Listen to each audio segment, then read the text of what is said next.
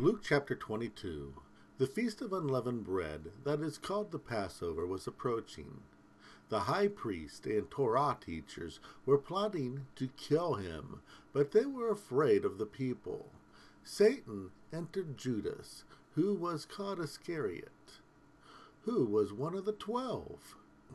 He went and discussed with the high priests and Torah teachers and the temple guard how he should betray him to them.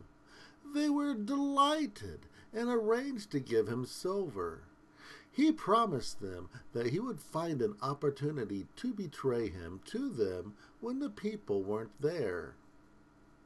The day of unleavened bread arrived, and it was time to offer the Passover lamb. Yeshua sent Cephas and John and told them, "Go and prepare the Passover for eating." They asked him, "Where should we prepare for it?" He told them, "When you enter the city, a man will meet you carrying a pitcher of water. Follow him into the house he enters. Then he will show you a large furnished upper room. Make preparations there." They went and found it just as he told them, and they got everything ready for the Passover. When it was time to eat, Yeshua came and reclined at the table, along with the 12 envoys. He told them, "I had really wanted to eat this Passover with you before I suffer. But I tell you, from now on, I will not by any means eat it until it is fulfilled in the kingdom of Yehovah." Then he took ordinary bread, gave thanks, and broke it, and gave it to them, and said, "This is my body that is given on your behalf. Do this and remember me." After supper he did the same with the cup. He said, "This cup is the new covenant in my blood that is poured out on your behalf. But look, the hand of the man betraying me is on the table.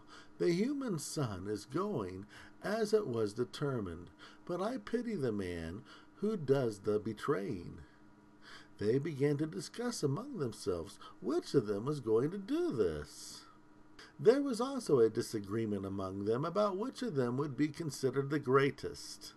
Yeshua told them, "The kings of the nations exercise dominion over their people, and those exercising authority over them call themselves benefactors. But this will not be the case with you. Anyone who is great among you must be like the least, and the one who leads should be like a servant. Who is greater, the one who reclines at the table or the one who serves? Isn't it the person at the table? But I am here among you as one who serves. You are the ones who have stayed with me in my trials, and I promise you the kingdom, just as my Father has promised it to me, so that you can eat and drink at the table in my kingdom and sit on thrones, governing the 12 tribes of Israel." Yeshua told Simon, "Satan wants to sift you all like wheat, but I have prayed for you that your faith won't fail. So once you have returned to me, strengthen your friends." Simon told him, "Master, I am ready to go both to prison and to death with you." Yeshua replied, "I tell you, Simon, the rooster won't crow until you have denied that you know me 3 times. He told them, "When I sent you without handbags, wallet, and sandals, were you missing anything?" They replied, "Nothing." He said, "From now on, whoever has a money bag should take it, and also a traveling bag. Anyone who doesn't have a sword should sell their coat and buy himself a sword. I assure you that I will fulfill the passage." He was numbered with the transgressors. Everything concerning me will be fulfilled. They told him, "Master, here are 2 swords." He replied, "That's enough."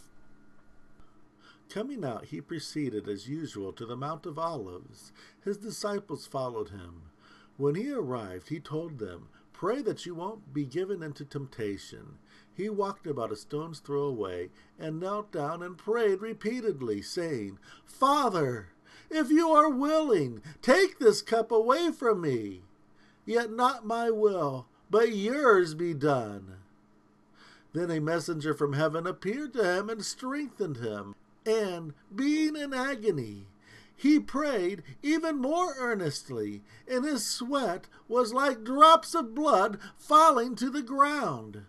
And he got up from his prayer. He went to his disciples and found them sleeping from sorrow. He asked them, "Why are you sleeping? Get up and pray so that you won't be tempted." While he was speaking, a crowd arrived. One called Judas, one of the 12, was leading them. He came up to Yeshua and kissed him. He had given them the sign, "The one I kiss is the one." Yeshua asked, "Judas, are you betraying the human son with a kiss?"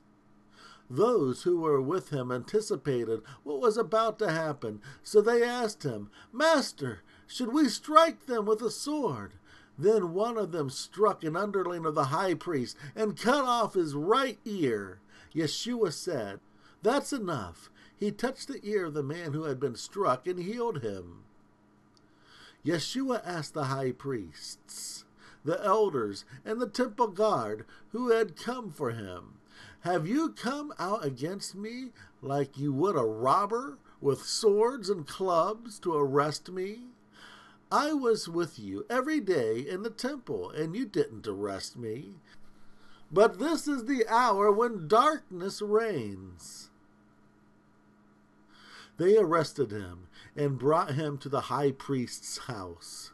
When Simon followed him at a distance, they kindled a fire in the middle of the courtyard and were sitting around it. Simon sat down with them. A young woman saw him sitting by the fire, and she began looking at him closely and said, "This man was with him too." But he denied it by saying, "Woman, I don't know him." A little later, someone else saw him and said, "You are one of them too." But Cephas said, "I am not." An hour later, someone else insisted, "This man was certainly with him, because he's a Galilean too." Cephas said, "Man, I don't know what you're talking about." Right then, while he was still speaking, a rooster crowed. Yeshua turned and looked directly at Cephas, and Simon remembered the master's words, and he told him, "Before the rooster crows, you'll deny me 3 times." Simon went outside and cried bitterly. The men who were guarding Yeshua were mocking him, and blindfolded him, and struck him on his face, and said, "Prophesy! Who struck you?" And they said many other blasphemous things to him. At dawn, the elders and high priests and Torah teachers gathered together, and they brought him before their Sanhedrin, and asked him, "If you are the Messiah, tell us." But he replied, "If I tell you, you won't believe me. If I were to question you, you wouldn't answer me or let me go.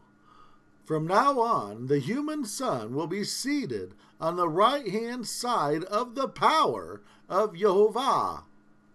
They all asked him, "Are you the Son of Jehovah?" Yeshua replied, "You said it. I am." They replied, "Why do we need any more witnesses? We've heard enough from his own mouth."